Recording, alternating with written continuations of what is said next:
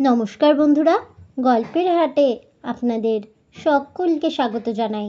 বন্ধুরা, গল্পের হাটে আমার আজকের নিবেদন নারায়ণ গঙ্গোপাধ্যায়ের রচিত গল্প টর্চ। গল্পটি শুনে ভালো লাগলে অবশ্যই ভিডিওটি লাইক, কমেন্ট, শেয়ার আর আমার চ্যানেলটিকে সাবস্ক্রাইব করে দেবেন। তাহলে চলুন বন্ধুরা, গল্পটি শুরু করা যাক।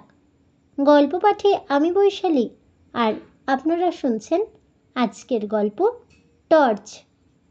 ইন্সপেক্টর রাজেশবাবু এসে দেখলেন নন্দবাবুর হাত, পা, মুখ কষে কাপড় দিয়ে বাঁধা। চোখের তারা কপালে তুলে তিনি গোঁ গোঁ করছেন। সঙ্গের কনস্টেবল তাঁর বাঁধন খুলে দিল। নন্দবাবু তখনও কথা বলতে পারছেন না, হাঁপাচ্ছেন।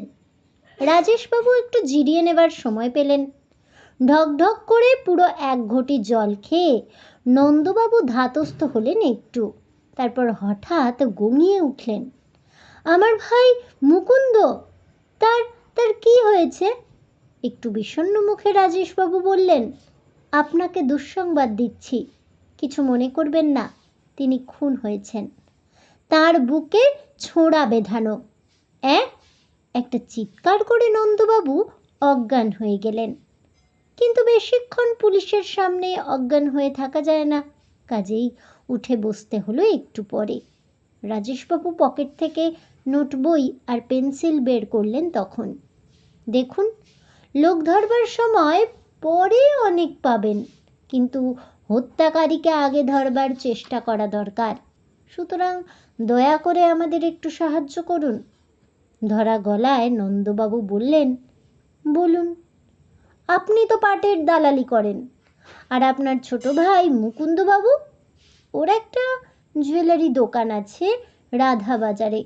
মাঝে মাঝে দু একটা হিরে টিরে সঙ্গে করে বাড়িতে আনতো, কিসব পরীক্ষা করে দেখতো এনে।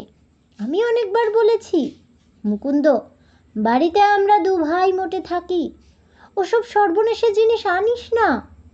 তা বলতে বলতে নন্দবাবু আবার ডুকরে কেঁদে উঠলেন। আমি বুঝেছি, কালও ওই রকম কিছু একটা বাড়িতে এনেছিল, আর কেউ তাকে ফলো করে। বাধা দিয়ে রাজেশবাবু বললেন, তাই সম্ভব? কিন্তু ওসব পরে হবে, তার আগে বলুন কাল রাত্রে কি হয়েছিল।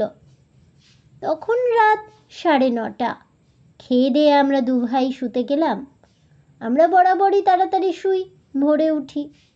বাড়িতে আর কে থাকে? কেউ না, আমরা ব্যাচেলার।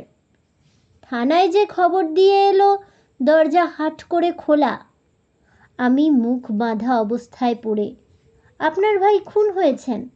আপনাদের সেই চাকরটি কোথায়? খ্যাংড়া পটিতে। আমাদের রান্না বান্না করে দিয়ে 9টার মধ্যেই ও খেয়ে বাড়ি চলে যায়। আমি কাল ঠিক 9টায় ও চলে গেলে সদর দরজা বন্ধ করেছি। ঠিক 9টা, খেয়াল থাকলো কি করে? তখনই কোথায় একটা পেটা ঘড়িতে 9টা বাজছিল। ঠিক আছে, তারপর বলুন। তখন 10টা, 10:30টার বেশি নয়। আমার ঘুম এসেছিল। হঠাৎ পাশে মুকুন্দর ঘর থেকে যেন একটা ধস্তাধস্তি আর গোঁ গোঁ আওয়াজ কানে এলো। উঠে আলো জ্বালতে গেলাম, জ্বলল না। মেন অফ করে দিয়েছে কেউ। দিনকাল তো জানেন, যখন তখন কারেন্ট বন্ধ হয়ে যায়। আমার বালিশের নিচে ছোট্ট একটা দুশেলের টর্চ থাকে, সেইটে জেলে আমি মুকুন্দের ঘরের দিকে ছুটে গেলাম। একটু দাঁড়ান, মুকুন্দবাবুর ঘরের দরজা খোলা ছিল? বরাবরই থাকে। আমরা দু ভাই দরজা খুলে ঘুমোই। মারাত্মক অভ্যেস, এ কাজ কখনো করা উচিত নয়। সে যাক, তারপরে কি দেখলেন? টর্চ ফেলে দেখি একটা মুস্কো জোয়ান লোক মুকুন্দর বুক চেপে বসেছে। সে গোঁ গোঁ করছে। আমি কিছু করবার আগেই অন্ধকারে কারা আমার উপর ঝাঁপিয়ে পড়ল, হাত মুখ বেঁধে ফেলল। আমি অজ্ঞান হয়ে গেলাম। যখন জ্ঞান হলো কত রাত জানি না। টের পেলাম বারান্দায় পড়ে আছি। উঠতে পারলাম না, কিছু করতেও পারলাম না। ছটফট করলাম সমানে। আবার জ্ঞান হারালাম।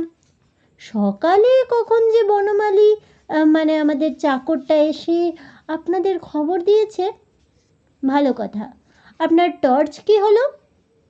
ধস্তাধস্তির সময় আমার হাত থেকে ঠিকরে পড়ে গিয়েছিল জ্বলন্ত টর্চটা।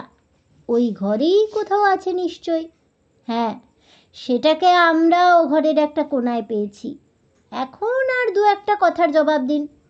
বাইরে থেকে আপনাদের বাড়িতে লোক ঢুকলো কি করে? সদর তো আপনি নিজের হাতেই বন্ধ করে দিয়েছিলেন। ওরা নয় খুলেই বেরিয়ে গেছে, কিন্তু ঢুকলো কোন রাস্তা দিয়ে?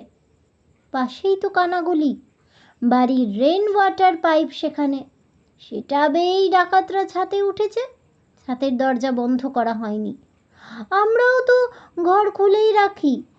ঠিক, তাহলে মুকুন্দবাবু হিরে এনেছিলেন কাল? সেই রকমই বলছিল। কোন রানীর হিরে? খুব দামি? যাচাই করতে দিয়েছিল বোধহয়, সেই লোভেই। হ্যাঁ, সেই লোভেই, মৃদু হেসে রাজেশবাবু বললেন। সেই লোভেই নিজের ভাইকে আপনি খুন করেছেন নন্দবাবু। তারপর চাকর বনমালীকে দিয়ে হাত মুখ বাঁধিয়ে নিতে বেশি অসুবিধে হওয়ার কথা নয়। নন্দবাবুর মুখটা ঝুলে পড়ল হঠাৎই।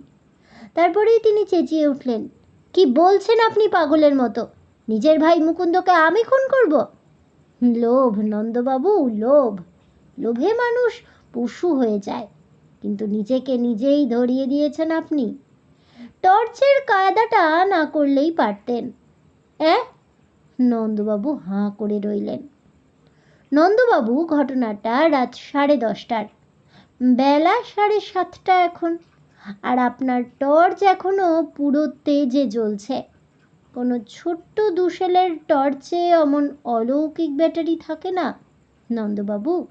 অতএব দয়া করে উঠুন আর থানায় চলুন। আপনার বনমালীকেও সহযাত্রী করতে হচ্ছে, কারণ সেও আপনার সহযোগী। হিরে বিক্রির ভাগ সেও পেত নিশ্চয়ই। মাথায় শিকড় পড়া সাপের মতো নন্দবাবুর ঘাড় নুয়ে এলো। তাহলে বন্ধুরা, আমার আজকের এই গল্পটি শুনে কেমন লাগলো অবশ্যই আমাকে কমেন্টে জানাবেন। ভিডিওটি ভালো লেগে থাকলে লাইক শেয়ার করতে ভুলবেন না। আমার চ্যানেলের নতুন বন্ধু হয়ে থাকলে চ্যানেলটিকে সাবস্ক্রাইব করে দেবেন। পাশে থাকা বেল বাটনটি প্রেস করে রাখবেন নতুন গল্পের নোটিফিকেশন পাওয়ার জন্য। ফিরে আসছি পরবর্তী গল্প নিয়ে। ততক্ষণ সবাই ভালো থাকুন, সুস্থ থাকুন, আর অবশ্যই সঙ্গে থাকুন আর দেখতে থাকুন গল্পের হাট।